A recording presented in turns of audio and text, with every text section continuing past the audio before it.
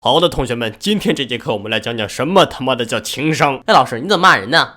你们看这位同学就属于情商比较低的那种，有谁知道这种情况的正确回答方式吗？老师，你嘴巴这么臭是吃了臭臭吗？哎，对了，胖同学的发言就巧妙地运用了比喻的修辞手法，将我们的课堂变成了餐厅，完美的转移了话题，避免了我的尴尬。老师，那请问过年的时候，我的七大姑八大姨忘记给我压岁钱了，我该怎么提醒他们呀？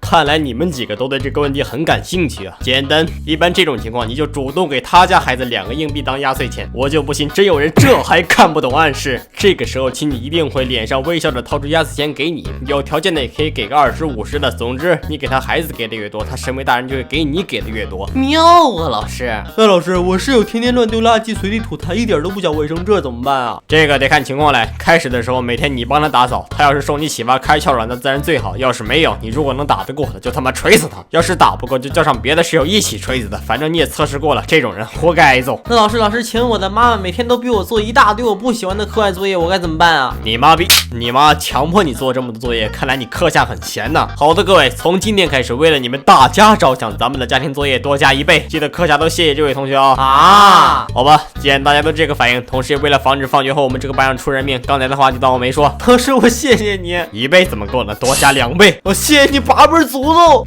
开个玩笑啊，毕竟老夫也不是什么恶魔。回到刚才这位同学的问题，你妈要是确实处于望子成龙的心态，给你造成了很大压力的话，就尽量找个机会和她好好沟通沟通。至于沟通的内容，算了，我估计大部分同学的沟通能力都不怎么地，不然也不会出现家庭问题了。所以我就说点接地气的方法吧。首先努力在你喜欢的东西上做出成绩，让他明白强迫你干这干那是没有用的。别一天到晚干啥不行，还埋怨父母给你规划方向设立目标。总之，出现家庭问题就尽早解决，不要拖到这些问题都让你们双方觉得理所当然的时候才想起来后悔。晚了，这是老师我一个朋友的切身体验，记住了。哎，老师，我们这节课的课题是不是跑偏了？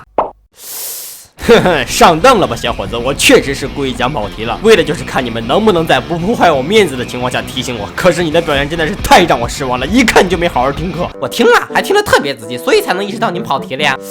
妈的，他说的好有道理。班长，你课下想问我那个问题什么来着？我记不清了，你再说一遍。我有问题吗？有。